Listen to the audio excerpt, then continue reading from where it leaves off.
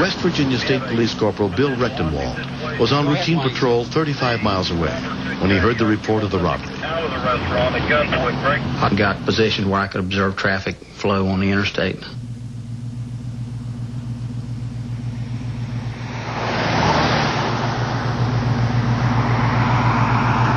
I'd only been there approximately 5 minutes when the car came by, matching the description of the suspect vehicle.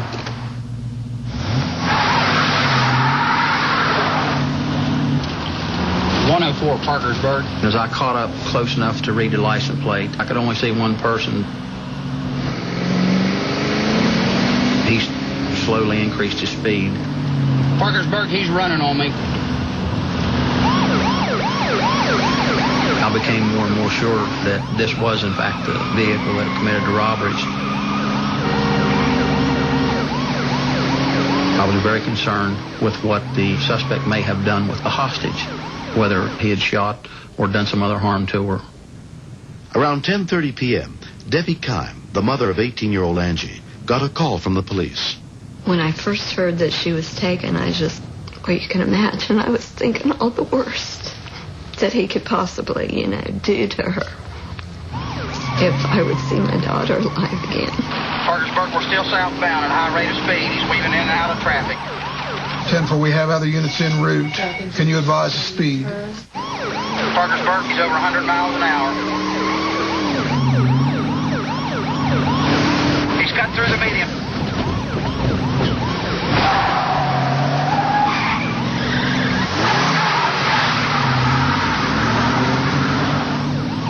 We're northbound on 77.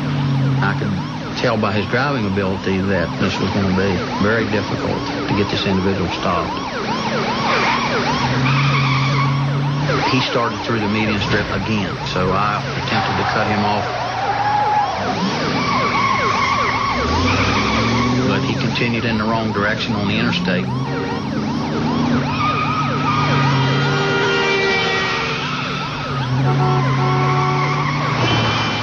The only thing that I could do was get towards the median strip to warn the oncoming traffic. He's going to wreck and kill somebody if he doesn't get turned around.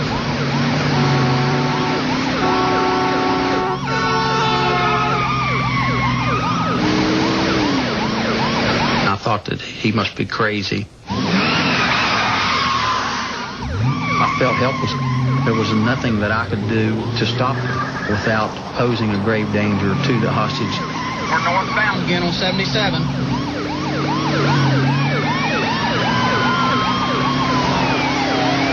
Units from around the area joined the pursuit, including Corporal Max Henry. 186-104. I put my spotlight on the suspect vehicle. It appears that the hostage is in the floorboard of the vehicle. I can see what appears to be the top of her back, right? We knew that there was a weapon involved, so our concern was that the suspect may start firing shots. Under no circumstances will anyone return fire. 10-4. We were coming upon two 18-wheelers that were attempting to help us out. This car's coming up to us here, so... They were traveling at low speed in both lanes, hoping that the driver would be unable to pass them.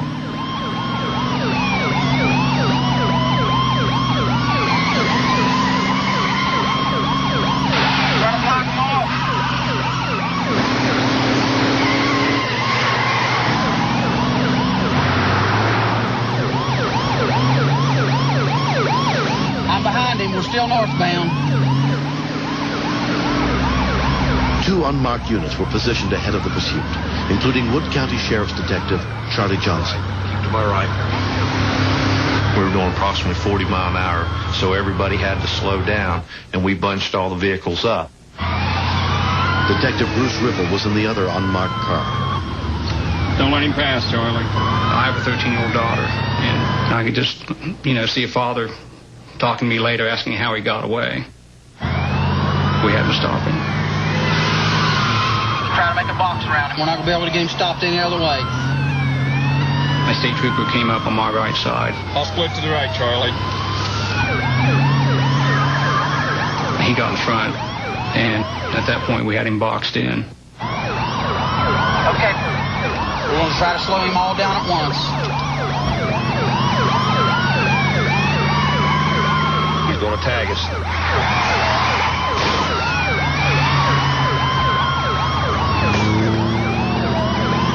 Stay left, Charlie. Box him in. He was doing everything he could to get out.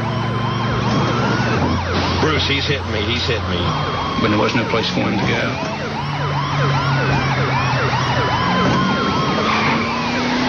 It was just like a demolition derby for a while. We were coming upon a section of the guardrail. Okay, Charlie, I'm going to back out now. You take him in. Trooper in front slowed down, and I just started pulling off to the right.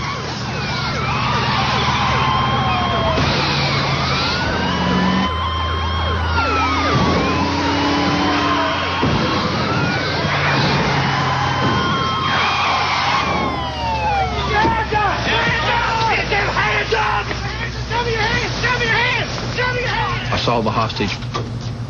She was motionless. I thought that he had already shot her. But when I reached into the car, she immediately turned around. It was a great sigh of relief. She was very scared, but she was okay. I remember seeing police lights everywhere. I was like, it's finally over. It was the most terrifying thing I've ever been through. The suspect was subsequently convicted of armed robbery and kidnapping and sentenced to 140 years in prison.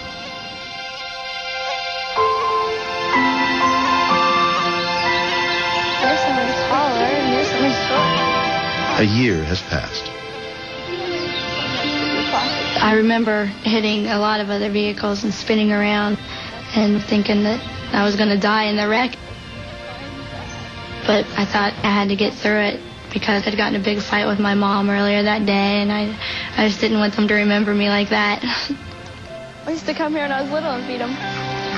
I was always a protective parent, but since this happened, I would have to say that I probably am a little more extreme. You let him eat from your hand. It's awful hard to explain how much you love a child. You would give your life for them. I'd like to thank you guys very much. You're very welcome. I'm glad it worked out okay. No kidding. I saw hundreds of police cars that night, so it felt good to see them today, to be able to thank them one more time. They put their lives in a lot of danger just to save me. Hi. I've been a police officer for almost 21 years, and this is one of the most gratifying situations that I myself have ever been involved in. Angie has returned to work at the restaurant. I'm very glad that nothing ever happened to Angie, because I don't know what I would do about losing my best friend.